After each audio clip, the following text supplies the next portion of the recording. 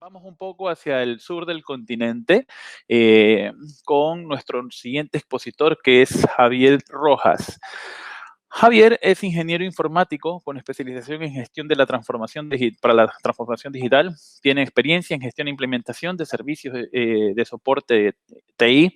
Actual director de informática y transformación digital de la Corporación Municipal de Valparaíso. Y básicamente lo que nos va a hablar o el tema del que nos va a compartir Javier es lecciones. Aquí dice, lecciones del proceso de transformación digital en administración y educación y salud pública. Javier como les dije, se va a conectar con nosotros. Por favor, que me ayude producción a la brevedad posible. Se va a conectar con nosotros para transmitir o para compartirnos esta presentación desde Valparaíso y un poco las vivencias experimentadas durante el proceso de transformación digital y sobre todo del contacto con el ciudadano desde la Corporación Municipal de Valparaíso. Javier, ¿cómo estás? Qué gusto saludarte. Hola Francisco, muy bien, ¿y tú? Buenas tardes a todos. Muy bien, muchas gracias. ¿Cómo está Chile por ahora? Bien, tranquilo. Valparaíso hoy día tuvimos suerte, un día soleado. Pero bien, en general la pandemia está un poco más controlada en algunas regiones, así que saliendo un poco de ese tema. Excelente, excelente. Bueno, yo le tengo mucho aprecio a Chile porque gracias a ustedes, de hecho estoy yo inmiscuido en el mundo del diseño de experiencia. En algún momento lo comentaremos un poco más en detalle, pero en fin, es un país al que le tengo mucho aprecio y mucha gratitud también. Qué bueno. Bien. Qué bueno, me alegro. Sí, a mí me ha tocado también ir a Ecuador un par de veces, así que Guayaquil es una ciudad muy linda. Te esperamos por acá cuando quieras. Bien, Javier, te dejo con el público. Les pido a los asistentes o a las personas que están conectadas con nosotros, por favor, que durante la presentación de Javier, si tienen alguna consulta, la dejen, por favor, en el chat. Nosotros tomaremos esas preguntas e interactuaremos al final de la presentación de Javier. Como te dije, Javier, te dejo con nuestro público, que es tu público también, para que nos compartas un poco tu presentación y al final de esta nos estaremos viendo para interactuar nuevamente. Perfecto, gracias Francisco. Adelante. Bien, primero que todo, buenas tardes a todos. Como decía Francisco, mi nombre es Javier Rojas. Estoy a cargo de la Dirección de Informática y Transformación Digital en la Corporación Municipal de Valparaíso. Ya les voy a contar un poco de qué se trata eso. ¿Sí? Y el tema que voy a comentar hoy día es de algunas lecciones que nos quedaron del proceso de transformación digital en la corporación y específicamente en la Administración de Educación y Salud Pública. ¿Sí? Bueno, lo primero, como comentaba antes, la corporación está en Valparaíso. Valparaíso es una ciudad-puerto, patrimonio de la humanidad. Ojalá alguno de ustedes tenga la oportunidad de conocerla y si no, alguna vez lo puedan hacer, y de verdad es una ciudad muy linda. Es la capital regional de la región de Valparaíso, que es la segunda región más poblada de Chile, y específicamente la comuna de Valparaíso, ¿sí? Son aproximadamente casi 300.000 habitantes según el censo del 2017. Y en Valparaíso, ¿sí? Está la Corporación Municipal de Valparaíso, que es una entidad privada sin fines de lucro que administra fondos públicos para gestionar la salud, la educación y los cementerios municipales. Es una unidad, ¿sí? Que depende de la municipalidad, pero legalmente es una entidad autónoma, y por eso es privada y no pública. Bien, como les decía, hay tres grandes áreas que administra la corporación: salud, educación y cementerio. En específico, ahora me voy a explayar un poco más en las dos más grandes, que son salud y educación, y las voy a explicar en algunos números. El área de salud tiene un presupuesto anual de $40,5 millones. Mensualmente hay más de 1.200 funcionarios que trabajan acá. Para el próximo año ya hay inscritos 220.489 personas para atenderse en nuestros servicios de atención primaria, más un delta de 20.000, 30.000 personas que se atienden en otros centros que no dependen directamente de nosotros.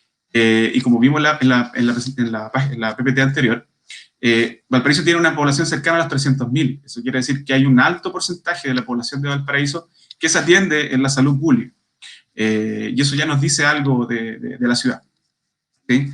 Toda esta gente se atiende en 12 centros de salud familiar, ¿sí? Que es la atención primaria de salud acá en Chile, y también hay 5 servicios de atención primaria y de urgencia que dependen o están anexados a estos mismos centros de salud. Y está el área de educación, que tiene un presupuesto anual de 60,7 millones de dólares. Mensualmente hay más de 3.200 funcionarios que trabajan acá, entre docentes y asistentes de la educación, 17.500 estudiantes, que están distribuidos en 54 establecimientos de educación alrededor de la comuna. Bueno, todas estas unidades que yo les comentaba son unidades de servicio, ¿no? Que están de cara a la ciudadanía prestando los servicios de salud o de educación. Y todos ellos, para su administración, dependen de una unidad que se llama, acá se le denomina la Administración Central de la Corporación, que administra todas las unidades de soporte que ellos necesitan. En este caso, personal de remuneraciones, contabilidad, infraestructura jurídica, informática, comunicación y adquisición. ¿Sí? Bueno, a mí me tocó llegar acá en el año 2017, y cuando llegué, el escenario que me tocó encontrar eran escritorios como ese que está ahí en la foto, ¿no? Mucho papel, mucho trabajo manual. Yo venía de una experiencia en una institución transnacional, con sus procesos documentados, entonces llegar y ver esto me llamó mucho la atención. Aún así el desafío era aún mayor. Así que ese era el contexto inicial, ¿sí? Por suerte tomé esta foto pensando también en alguna oportunidad mostrarla como ahora. Bien, este es un mapa de la comuna de Valparaíso donde están mapeados los centros, y aquí, como pueden ver, este que está en naranjito aquí es la administración central, todos los puntos verdes son escuelas o establecimientos de educación, los celestes son centros de salud, y los 3 cementerios que administra la corporación. Con tanto papel y tanto proceso manual, ya se pueden imaginar a alguien que era de aquí, de la localidad de Placilla, en Valparaíso, cuando tenía que hacer cualquier solicitud, tenían que mandar a alguien que llevara los papeles a la administración. Si había algún problema, tenían que volver esos papeles o volver a ir. En el fondo, ya se pueden imaginar la cantidad de problemas que eso presentaba. Y por tanto, nos planteamos un objetivo, que fue cambiar la cultura organizacional del papel y tareas repetitivas a una cultura digital y basada en datos. ¿Sí? Y para cumplir ese objetivo, nos pusimos como metodología la transformación digital. ¿Por qué transformación digital?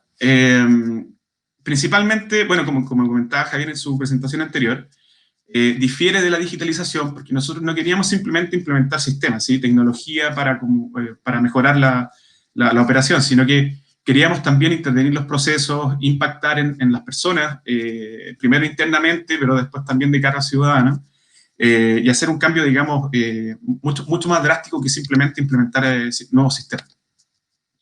Entonces, lo primero que hicimos fue hacer un diagnóstico de transformación digital de la institución, primero de la administración central, ¿sí? Entonces, le hicimos primero en estos 5 aspectos bases de la transformación digital.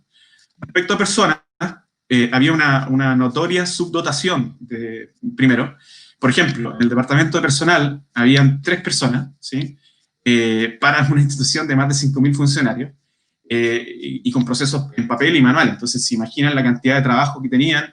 Esa cantidad de trabajo no les permitía ni siquiera revisar su propio trabajo o buscar alguna forma de mejorar esa operación, porque directamente no les daba el tiempo.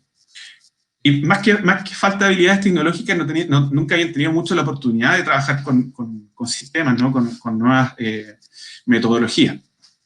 A nivel proceso, todos los procesos eran manuales, mucho papel, nada documentado. El conocimiento estaba concentrado en las personas que operaban y en los cargos directivos. Por lo tanto, fue un proceso de investigación bastante arduo, levantar toda la información que necesitábamos para implementar los cambios. A nivel sistema solo había un software, que era el AC400, a lo mejor algunos de ustedes lo conocen. Fue pionero en su momento la corporación en implementarlo, pero seguía el mismo sistema, incluso ahora en el 2017, lo cual no era lo más óptimo para la gestión. A nivel de datos, a nivel datos digital por lo menos, habían solo la información que las instituciones con las cuales se relaciona la corporación exigían. Por ejemplo, transparencia. Aquí en Chile hay una institución que se llama Transparencia, a la cual nosotros tenemos que mandarle toda la información que está preestablecida, y ellos la publican para que cualquier ciudadano la pueda ver, por ejemplo. O entidades que son las que finalmente nos pasan la plata, o el dinero para que nosotros administremos estos servicios, como son el Ministerio de Educación o el Ministerio de Salud. Y a nivel de innovación, había poca capacidad, por lo mismo que yo les decía, o sea, las personas que trabajaban en la administración estaban dedicando todo su tiempo a la operación, con una alta carga laboral, entonces mucho tiempo para hacer cosas nuevas o implementar cosas nuevas no había. Y esto se debía a que nunca hubo una intención innovadora, al menos desde los puestos directivos. O sea, es muy difícil que las personas con su trabajo cotidiano, con la rutina, puedan hacer innovación si los puestos directivos no están con esa idea de hacerlo, ¿no? Bien, entonces los principales desafíos para partir con los cuales nos enfrentamos. Primero, falta de presupuesto. Si bien los números de arriba se veían bastante grandes, es porque se atiende a mucha gente y la mayoría de ese presupuesto se va en remuneración. Entonces, presupuesto para sistemas o incluso nuevas contrataciones para nuestra nueva unidad es muy difícil.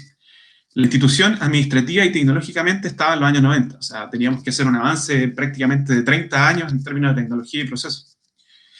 Todos los departamentos de soporte, como les comentaba, funcionaban en silo. ¿Qué quiere decir esto? O sea, en el fondo, la dirección de remuneraciones, si tenía que ver algo con finanzas, por ejemplo, que son dos jefaturas y dos unidades distintas, era muy complejo que conversen entre ellos cuando alguna tarea o algún proceso es transversal, ¿sí? Era todo un desafío y lo sigue haciendo, es algo difícil de enfrentar. El proceso de digitalización estaría incluido en el de transformación digital, ¿sí? Aquí también, algo como lo que comentaba, o sea, el proceso de digitalización era algo que hace algunos años venía ocurriendo y que la mayoría de las empresas grandes o instituciones del tamaño de la corporación ya lo tenían, ¿sí? Que en el fondo es tener muchos más sistemas, pero al menos en la experiencia que nosotros tuvimos fue algo bueno, ¿sí? Hacer el cambio de sistema ya a la vez de procesos, de cultura organizacional, fue un cambio brusco, sin duda, pero hacerlo todo junto nos ayudó. O sea, los sistemas de alguna forma hacen cambiar los procesos, hacen que las personas se adapten a ellos, y por lo tanto creo que se logró de una buena forma. Y bueno, el otro desafío es que el plazo acotado, teníamos solo 3 años para ver el resultado. Bueno, y en la fase de levantamiento de los primeros desafíos, ya nos quedamos con algunas lecciones, ¿sí? Lo primero es que al hablar con las personas, muchos de ellos ya tenían varias ideas de mejora, o sea, tanto tiempo funcionando de esta forma y nunca alguien había llegado con el tiempo, porque en el fondo yo llegué con la instrucción de hacer esto. Le había preguntado, entonces ellos tenían un montón de ideas. O sea, nosotros ya teníamos una idea, pero los que tienen las mejores ideas siempre son los que conocen la operación. Y tenían muchas. En todos los departamentos o unidades ya habían personas que tenían la intención, ¿sí?, de implementar cambios a través de algunos sistemas digitales. De hecho, como no teníamos plata para contratar gente, tuvimos que rescatar a algunas personas de otras unidades para poder trabajar y fueron grandes aportes, sin duda. Luego, siempre en todo proceso de cambio, es un factor humano la resistencia a ello, pero sin embargo, probablemente por el estado en el que estaba la corporación, nos encontramos con una muy buena disposición. Las personas estaban con un pie de querer llevarlo a cabo. Y la cuarta lección es que es prioritario contar el compromiso de los puestos directivos de las direcciones o de las unidades a las cuales se va a intervenir. Por ejemplo, si vamos a hacer un cambio de proceso que tiene que ver con adquisiciones y finanzas, por ejemplo, yo no puedo llegar y hablar con los funcionarios de ahí si es que no he hablado con la jefatura de esa dirección, si es que ellos no les han comunicado la importancia del proceso a ellos, y que en el fondo nos tienen que compartir toda su experiencia, todo el conocimiento a nosotros, con cierto grado de dedicación. Aparte, ese tiempo lo van a dejar de atender otras cosas, ¿sí? Entonces, ese compromiso es clave para el éxito del trabajo. Bien. Entonces, como se pueden imaginar, en una institución tan grande, sin procesos documentados, todo en papel, problemas había muchos, ¿sí? Aquí estos son algunos. Primero, estas 54 escuelas necesitaban hacer solicitudes de compra. La unidad de adquisición estaba en este edificio centralizado que es la administración central. Por lo tanto, ese era un problema grande. Lo vamos a abordar en las siguientes PPT. La solicitud de contratación en el área de salud también era un problema, sumado con la gestión de licencias médicas. Para una institución de 5.000 funcionarios, el proceso de remuneración es bastante crítico. y a pesar de eso había muchos cálculos manuales, o sea, no sé, una licencia médica que había que calcular cuánto se le tenía que pagar a esa persona por ella, había alguien que manualmente calculaba ese cálculo para ver cuánto había que pagarle. Entonces, si pueden imaginar el trabajo repetitivo y grande que tenía esa persona. Los días libres, o sea, cuando alguien tenía vacaciones y quería saber, oye, ¿cuántos días libres me quedan? Era toda una investigación, o sea, había que ir a ver los documentos, a ver cuántos días pediste, un trabajo tremendamente pesado. Y bueno, toda esta cantidad de fallas en los procesos a veces impactaba en que la gente no recibiera sueldo, que lo recibiera al mes siguiente, hasta 2 meses después. A nivel sistema, necesitamos sí o sí un RP que tuviera integrado todos los sistemas, lo implementamos. El servicio de correo, había problemas tan grandes, tan básicos como que la comunicación no era efectiva. Por temas de presupuesto, para una institución de 5.000 funcionarios, habían solo 400 casillas de correo. Entonces, por ejemplo, en un centro de salud, si habían 8 enfermeras, las 8 enfermeras ocupaban el mismo correo, enfermera, centro varón, por ejemplo. Entonces, ya se pueden imaginar los problemas de comunicación que se generaban a partir de eso. Como somos una institución privada sin fines de lucro, con Google conseguimos G Suite para todos los funcionarios, lo cual resolvió ese problema de manera rápida. Y bueno, y toda la suite que viene con Google. De hecho, para esta cuarentena ya nos encontramos con Meet, con Drive, con todas las soluciones que vinieron a apoyar ese trabajo remoto. Una solución BPM, sin duda, para el que no sabe, una solución BPM es un gestor de procesos de negocio. Esto es una tecnología que viene hace mucho tiempo, pero la gracia es que hoy, con toda la tecnología cloud, es muy fácil, en el fondo, para nosotros ingresar, implementar y vamos funcionando. ¿Sí? La operación de la corporación es tan grande que también necesitamos algún desarrollo a medida que también estuvimos trabajando. ¿Sí? Voy a hacer un poco en favor al tiempo. Entonces, en educación, bueno, la cantidad de problemas que habían se pueden imaginar. Puse el mapa acá de los centros de educación con la administración. Una cantidad de traslados innecesarios de papel, de personas trasladándose, un gran gasto de tiempo. Había cero trazabilidad. Si yo quería ver una solicitud, ¿por qué aprobaciones pasó, por ejemplo? Era imposible. O sí era posible, pero era un trabajo muy grande. Pérdida de información, no era raro encontrar a alguien decir, oye, ¿dónde me dejaste la solicitud 50? Así que me decía que no era un número único. No, si te la pasé, no. Trabajo innecesario y repetitivo, por lo mismo, trabajo innecesario traslado de personas, que alguien tuviera que recepcionar, documentar, sí que había que hacer copia, y un alto gasto en papelería, obviamente. ¿Sí? Bueno, para partir, hicimos un trabajo de investigación, reuniones, entrevistas. Aquí en la imagen aparece Pablo, que fue el ingeniero de procesos para este trabajo. Pablo, de hecho, ahí está en el puesto de otra persona. Pablo se metía tanto en el proceso que incluso trataba de hacer lo que hacía la misma persona, como para ponerse literalmente en su lugar. ¿Sí? Entonces, lo que se hizo fue automatizar el proceso en un BPM. Partimos con un piloto en 3 escuelas, ¿sí? Y en 3 meses ya teníamos las 54 escuelas operativas. El tema fue tan exitoso que cuando, no sé, llevábamos 10 escuelas, algunos directores nos escribían, oye, queremos sumarnos al nuevo sistema.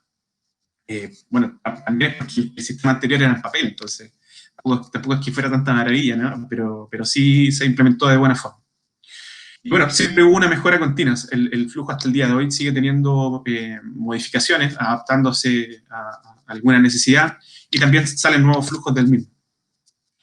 Como resultado, esto generó una mejora considerable en el control, ¿sí? Del proceso de las solicitudes, mayor transparencia. Como nosotros administramos fondos públicos, la transparencia es fundamental. Teníamos que rendir cuenta, ¿sí? De todos los gastos que se hacen y que se hacen de buena forma. Responsabilidad, o sea, está claramente identificado quiénes tienen que tomar cierta tarea en cierto plazo, ¿sí? Y la retroalimentación, o sea, teniendo todos estos sistemas en formato digital, podemos ver cuánto están demorando, porque en el fondo cada una de estas solicitudes de compra viene de una escuela, por lo tanto significa materiales para los alumnos. De hecho, a veces había que gestionar para alguna salida pedagógica, ¿sí? la entrada, el transporte, y que son para una fecha en específico. Entonces, el tiempo de respuesta es muy importante para la prestación de servicios. En los 2 años que tenemos implementado el sistema, ya hemos cursado más de 3.000 solicitudes de compra a través de. En el área de salud, uno de los grandes problemas era la gestión de licencias médicas y de solicitudes de reemplazo. La licencia médica, si recuerdan el mapa que vimos un poco antes, está la administración central, ¿no? En la administración central, cuando un funcionario tenía una licencia médica o un permiso de salud, no sé cómo le llamarán en otros países, llegaba ahí, ¿no? Y el centro, que estaba distribuido en el territorio, necesitaba esa información para saber que tenía que solicitar un reemplazo. Entonces, en que la licencia llegara a la administración y después se le avisara al centro, más que el centro tenía que hacer la solicitud en papel, era un gran tiempo perdido. Lo que significaba, se pueden imaginar, en una gran cantidad de problemas. Los principales eran que había una demora de reemplazo de funcionarios clave. O sea, por ejemplo, en algunos CEFAM, centros de salud, había un funcionario, un médico, por ejemplo, que tenía que atender público. Entonces, si él tenía una licencia médica, o una de 4 enfermeras, ya es un 25% menos, y por tanto puede tener un impacto en el servicio. Efectivamente, interrumpía servicios y programación, la cual afecta directamente a los usuarios de nuestros centros, y generaba preocupación en varios niveles. O sea, a veces significaba que el funcionario que reemplazaba se le pagara 1 o 2 meses más tarde de cuando él efectivamente trabajaba.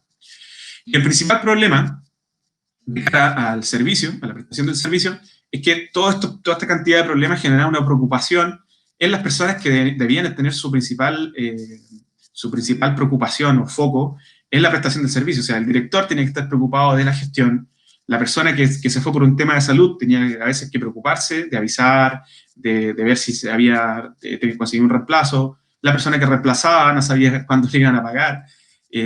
¿Sí? Son problemas que debían estar solucionados para este momento, ¿sí? En esta era digital. Entonces, lo que se hizo la solución fue que nosotros nos sumamos a la recepción de licencias médicas digitales, lo cual ya estaba funcionando en Chile hace años. O sea, esto lo único que requería era la intención de hacerlo, de empezar a recibirlas de esa forma. Lo hicimos, implementamos un sistema digital en el cual cuando se recepciona la licencia, se ingresa, esto genera una alarma automática que le llega al centro el correo electrónico, ellos pueden consultar el historial de contrataciones que han habido, por si quieren ver información, por ejemplo, de alguna persona que necesitan contratar, tienen los procesos digitales para hacer la solicitud, la cual llega en un clic a la administración central. ¿Sí? Esto generó un cambio grande. Aquí, bueno, de nuevo la foto. Pasamos de escritorios como ese a poder tener una visión general entrando en una plataforma y viendo efectivamente cuántos casos son los que tengo que trabajar. Aquí no sé si se alcanza a ver mucho porque se ve chico, pero aquí dice cuántas solicitudes por cada proceso se han hecho en estos 2 años. Y son más de 6.000 solicitudes que hemos tramitado a través de esta plataforma. Bueno, el resultado es que no hay más pérdida de información. Teniendo un sistema digital tan robusto, no hemos tenido información de que se nos pierda información. Mejoras en los tiempos de restauración, o sea, si hay alguien que tiene una licencia médica en un centro, el flujo está más que optimizado para que el reemplazo pueda estar en el menor tiempo posible. Las remuneraciones generalmente se hacen en el plazo. Si son unos días antes de la fecha del pago del mes, se hace en el mismo mes, sino que seguro para el mes siguiente. Un ahorro significativo en los tiempos de gestión. Y bueno, haber hecho todo esto desde el 2017-2018, por suerte la cuarentena, el trabajo remoto nos pilló en buen pie. O sea, empezamos en marzo, nos tuvimos que ir a la casa, muchos de nosotros, y la operación pudo seguir. ¿Sí? Por suerte veníamos trabajando en eso. Bueno, algunas lecciones luego de implementar esta solución BPM. Primero, bueno, quizá muchos ya lo deben manejar, pero cada estamento tiene su particularidad. O sea, siempre hay que segmentar mi público, mi usuario.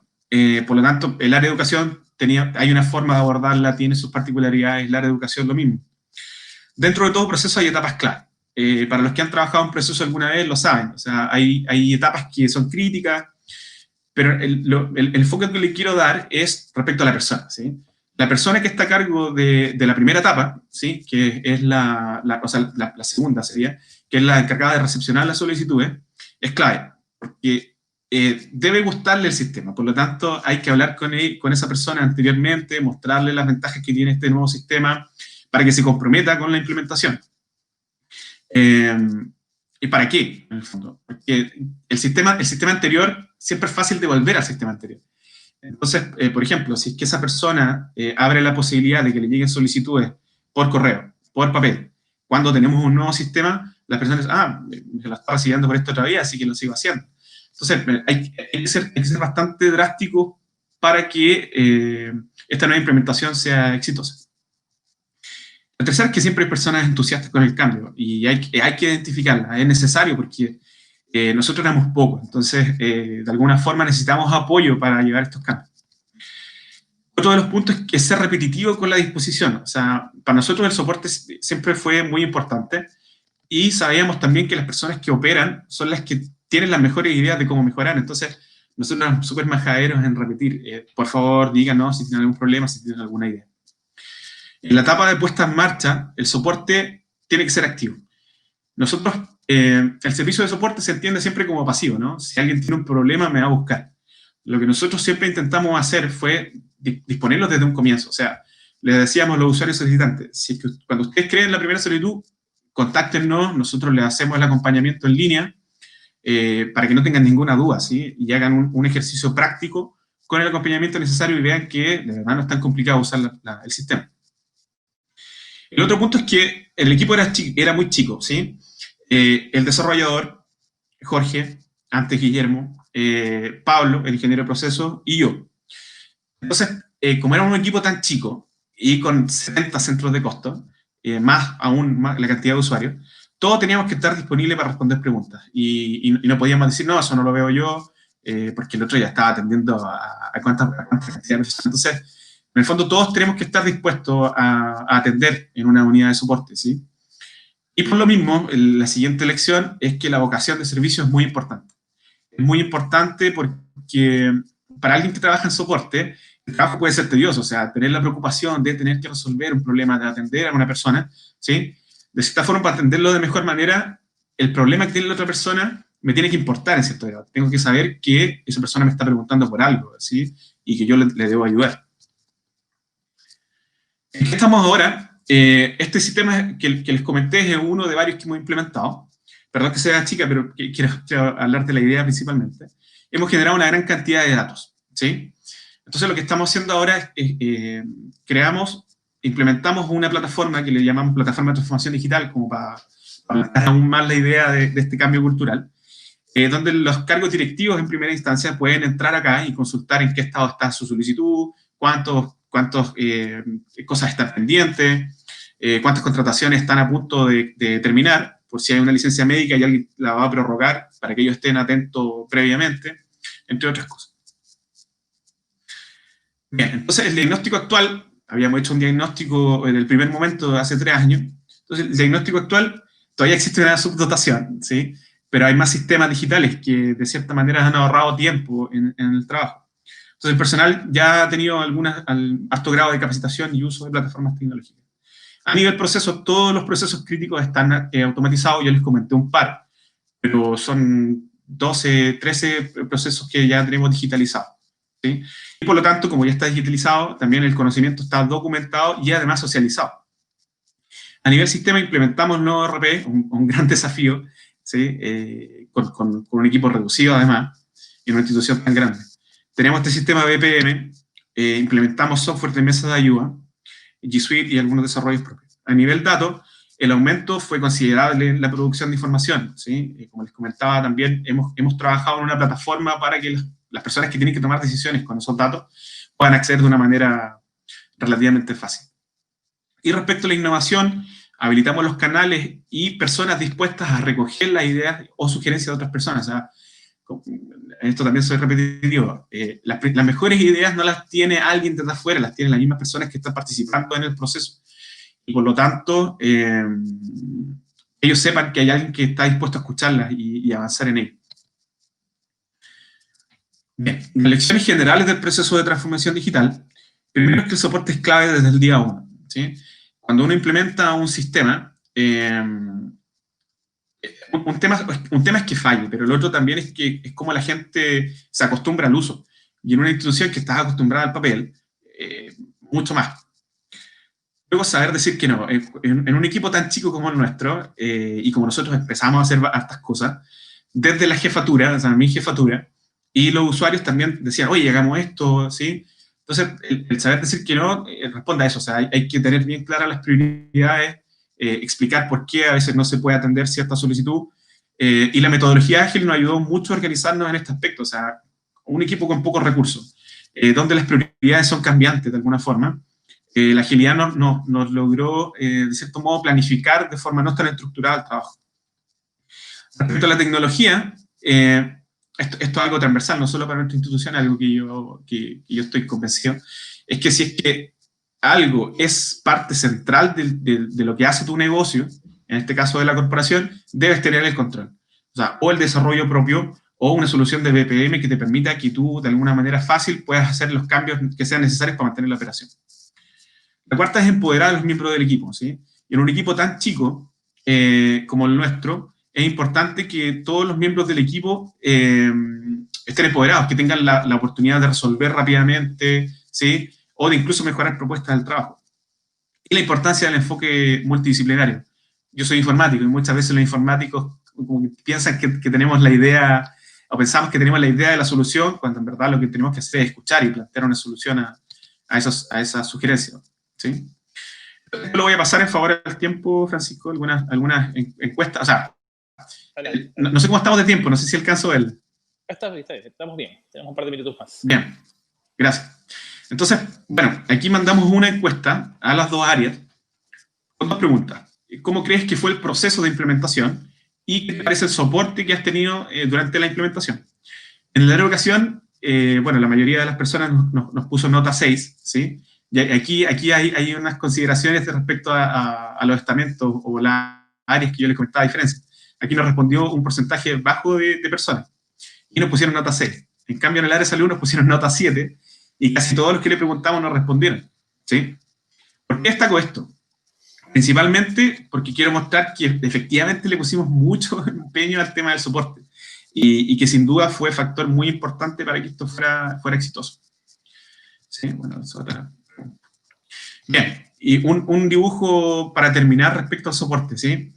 En la relación entre una institución o una empresa con el usuario y cliente, hay distintos momentos, ¿no? Antes de la interacción, durante y después. En el durante y después intervienen personas, intervienen plataformas, interviene el mismo servicio o producto que yo adquirí y pueden fallar. Entonces, al fallar, hay una relación de confianza entre un usuario y un cliente con una institución o empresa. Y cuando falla, ya esa confianza puede perderse.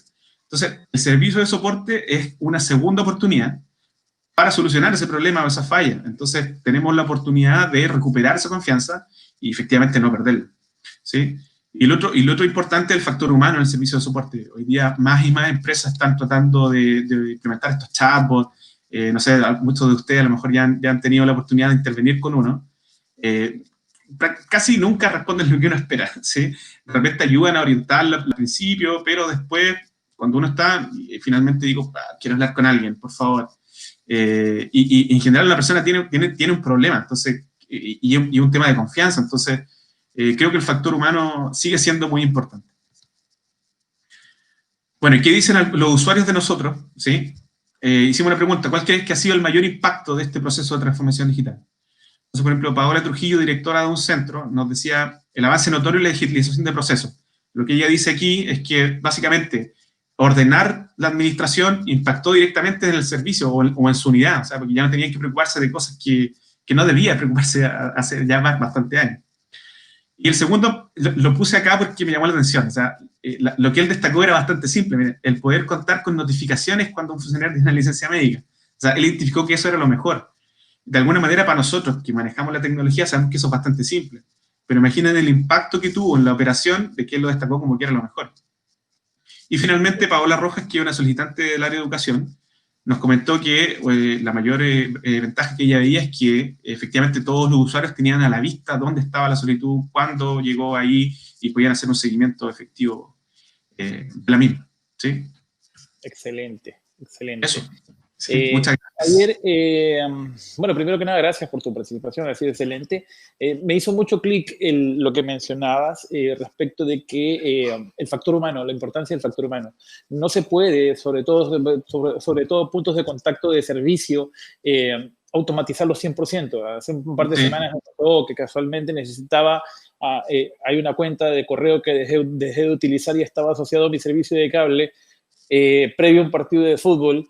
Y necesitaba rehabilitar. Era urgente, entonces. Claro, era urgente, sin duda.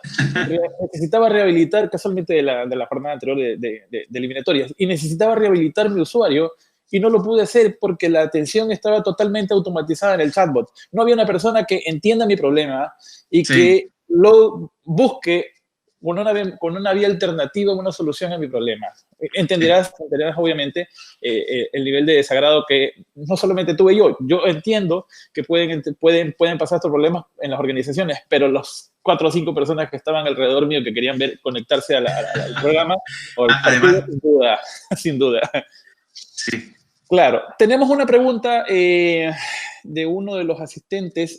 Por favor, producción, me ayudan con el modo de preguntas. Hasta mientras, bueno, te quiero agradecerte por toda por tu participación hasta que nos pongan la pregunta. Aquí la tenemos, ¿ok? Pregunta, ¿qué recomiendan a los innovadores tener en cuenta? No, esta pregunta no era, no era para esta charla, por favor. Esta que dice Jorge, ¿no? En el proceso de transformación, ¿cuál fue el factor más crítico o qué podría hacer caer la iniciativa? Sí, en general, la clave siempre son las personas.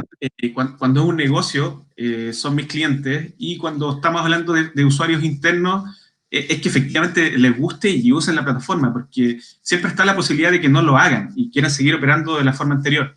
De hecho, uno de los tantos procesos que implementamos, que de alguna manera funcionaba, y este funcionario clave que yo decía no estuvo o quiso seguir operando de la forma anterior, sobre todo por pandemia. Fue difícil implementar el cambio en ese momento. Ese proceso en específico coincidió. Entonces no avanzamos, está pendiente eso. Entonces, el factor más crítico para mí, sin duda, son las personas. Tienes que buscar, hay dos, yo creo. Primero, lograr, sin duda, el compromiso de la directiva. O sea, si es que desde arriba no viene la indicación de que esto sí es importante, los demás abajo pueden, en el fondo, tomarte en cuenta o no, ¿sí? Entonces, lo primero siempre es convencer a quienes toman las decisiones.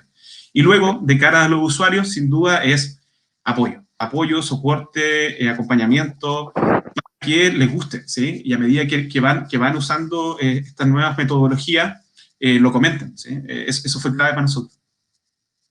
Perfecto. A ver, por lo que me dices ahora, y estoy totalmente de acuerdo en aquello, la clave o la parte más importante de los procesos de transformación digital son sin duda las personas, no la tecnología, ¿no? Y eso en muchas ocasiones hay procesos de transformación digital que, si bien es cierto, no se caen porque las empresas suelen no tirar abajo procesos tan grandes como estos en los que se invierte tanto, pero tienen más de un tropiezo por el hecho de que no se identifica justamente este factor. Sí. O sea, para mí, cuando uno ya está dispuesto a hacer la implementación o hacer el cambio, la etapa de implementación, el inicio es clave, ¿sí? Para el éxito. Sin duda, sin duda. Javier, quiero agradecerte de parte de todo el equipo de Experience Day y de todos los asistentes que tenemos al evento. Como les dije anteriormente, estamos conectados con varias personas, con una gran cantidad de personas en varios países de la región. Te mando un caluroso saludo hasta el Cono Sur. Y bueno, ojalá que te podamos tener por acá pronto y que en próximas ediciones del Experience Day también podamos contar con tu participación. Ha sido excelente lo que nos has compartido hoy. ¿Un mensaje final? Sí, primero que todo, muchas gracias por la oportunidad a los asistentes. Y ahí alcancé a ver una pregunta de alguien que preguntaba si es que esto era exportable, si es que se puede. Para nosotros esto es, como es público, ¿sí? Tenemos la disposición a compartirlo con quien lo necesite. Sé que en Latinoamérica muchas veces, muchos del resto de los países, además de Chile, tienen esta misma problemática. Así que si necesitan apoyo o quieren contactarnos para recoger algunas experiencias, está disponible, ¿sí? Mi correo lo había puesto por ahí, es jrojas@cmvalparaíso.cl. escríbame con confianza nomás y ahí estamos en contacto. Perfecto. Javier, te mando un abrazo inmenso, un saludo caluroso a todo Chile y estamos en contacto. Gracias, Francisco, que estés bien. Chao. Un abrazo fuerte, Javier. Gracias por estar acá con nosotros.